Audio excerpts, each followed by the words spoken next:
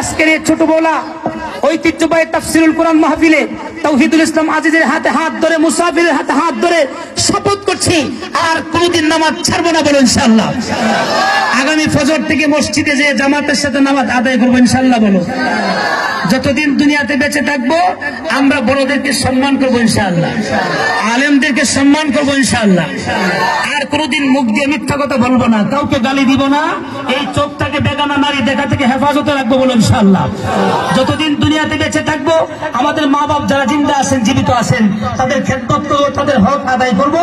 কোনদিন তাদের চোখের দিকে তাকিয়ে চোখ রাঙিয়ে কথা বলবো না, বলো ইনশাআল্লাহ।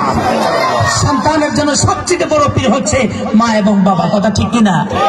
আহলুস সুন্নাত ওয়াল জামাতের আকীদার মানুষগুলি ভালো কথাগুলি বলে, কথা ঠিক কিনা?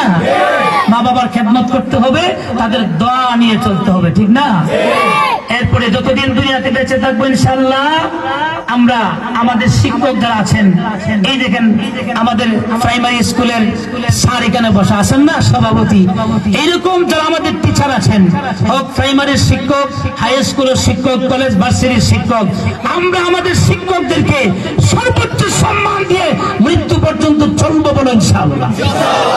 এই শিক্ষকরা হচ্ছেন মানুষ গড়ার কারিগর, তাদের সাথে কোনোদিন বেয়াদবি করবো না, বলো ইনশাআল্লাহ। ঠিক থাকবো না ইনশাআল্লাহ?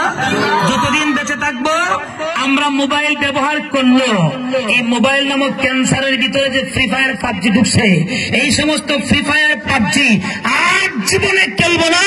মোবাইলের ভিতরে যত অশ্লীল ছবি আছে আর কোনোদিন দেখবো না, হাত তুলে বলেন ইনশাআল্লাহ, আরো জোরে বলেন ইনশাআল্লাহ।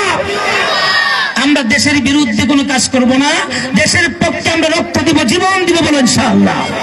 আমরা ইসলামের জন্য জীবন দিব, রক্ত দিব ইনশাআল্লাহ। ঠিক থাকবে? আল্লাহ যেন ছোট বলার এই যুবকদেরকে, যুব সংঘকে আল্লাহ তাআলা কবুল করেন। সকলে চিল্লায় জুড়ে বলেন আমিন। যাও একদম সামনের কাতারে বসো।